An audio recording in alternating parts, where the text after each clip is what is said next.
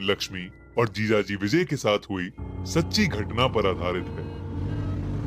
ये बात आज से 2 साल पहले की है।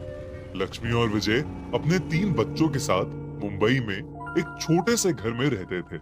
विजय कैब चलाता था और वो हर रोज की तरह अपने लास्ट पैसेंजर को ड्रॉप करके कैब ओनर के पास कार छोड़कर घर लौट रहा था। उसके घर जाने का एक शॉर्टकट रास्ता था जो रेल की पटरी से होकर जाता था। वो अक्सर यही रास्ता लेता था और पैदल पैदल घर पहुंच जाता था। उस दिन वापस जाते हुए उसका पैर पटरी के पास पड़े एक पत्थर पर पड़ा और वो नीचे गिर गया। उसने गले में एक माला पहनी हुई थी जो उसके गिरने की वजह से टूट गई। अचानक उसे ऐसा लगा कि उसके कान में किसी ने कुछ बोला,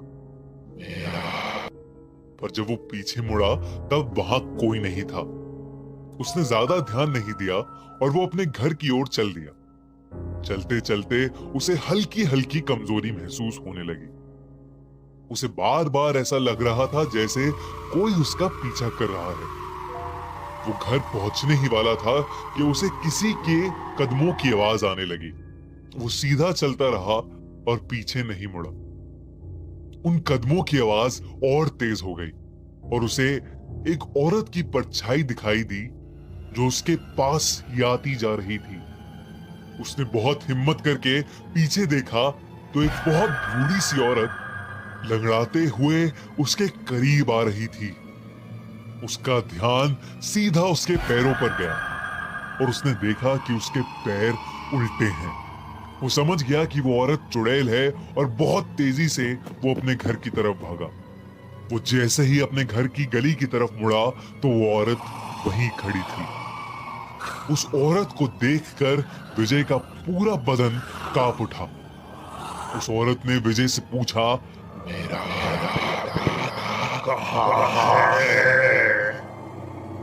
विजय ने घर से दूर जाने वाले रास्ते की तरफ इशारा किया।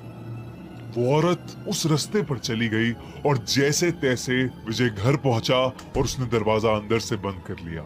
उसकी बीवी बच्चे तीनों सो गए थे और वो किसी को कुछ बताए बिना जाकर अपने बच्चों के बगल में सो गया। सुबह हुई तो उसने देखा कि उसकी बीवी काफी डरी हुई थी और उसको बहुत तेज बुखार था। वो कुछ बड़बड़ाए जा रही थी। जब विजय ने ध्यान से सुना तो वो बोल रही थी, मेरा बेटा वहां नहीं है, मेरा बेटा वहां नहीं है, नहीं है मेरा बेटा वहां। सुन के विजय को समझ आ गया कि उसकी बीवी भी उस चुड़ैल के वश में है। विजय ने बिल्कुल देरी ना करते हुए पास वाले मस्जिद से मौलाना को बुलवाया और 10 मिनट में मौलाना घर आ गए।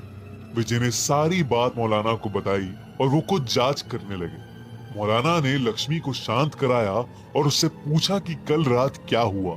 लक्ष्मी ने बताया कि कल रात उसे प्यास लगी थी और जैसे ही वो उठी उसने खिड़की से देखा कि उनके दरवाजे के बाहर एक बूढ़ी सी औरत बैठी है। उसने सर झुका रखा था और लक्ष्मी के देखते ही वो औरत उसे घूर के देखने लगी और उसके कानों में उसकी आवाज गूंजने लगी।